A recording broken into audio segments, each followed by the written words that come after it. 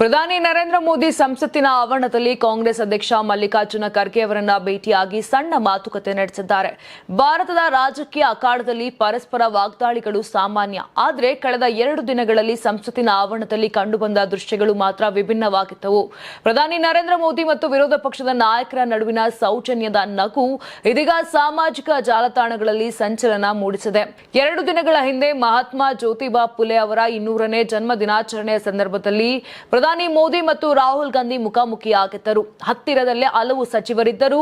ಪ್ರಧಾನಿಯವರು ರಾಹುಲ್ ಮುಂದೆ ಸ್ವಲ್ಪ ಹೊತ್ತು ನಿಂತು ಸುದೀರ್ಘವಾಗಿ ಮಾತನಾಡಿದ್ದು ಕ್ಯಾಮೆರಾಗಳಲ್ಲಿ ಸೆರೆಯಾಗಿತ್ತು. ನೀವು ಸಣ್ಣ ಆಗ್ಬೇಕಲ್ವಾ? ಅದು ಒಂದು ಉತ್ತಮ ಆಹಾರದಿಂದ ಸಣ್ಣ ಆಗ್ಬೇಕಲ್ವಾ? ಪ್ರತಿದಿನ ನಮ್ಮ ಜೀನಿ ಸ್ಲಿಮ್ ನ ಯೂಸ್ ಮಾಡಿ ಯಾವುದೇ ಸೈಡ್ ಎಫೆಕ್ಟ್ ಇಲ್ದಂಗೆ ನೀವು ಸಣ್ಣ ಆಗ್ತೀರಾ.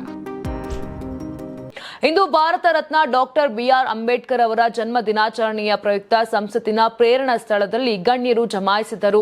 ಆ ವೇಳೆ ಪ್ರಧಾನಿ ಮೋದಿ ಮಲ್ಲಿಕಾರ್ಜುನ ಖರ್ಗೆ ಶೇಕ್ ಹ್ಯಾಂಡ್ ಮಾಡಿದ್ದಾರೆ ಹಾಗೂ ಕೆಲವು ನಿಮಿಷಗಳ ಕಾಲ ಉಭಯ ನಾಯಕರು ಪರಸ್ಪರ ಮಾತುಕತೆ ನಡೆಸಿದ್ದಾರೆ.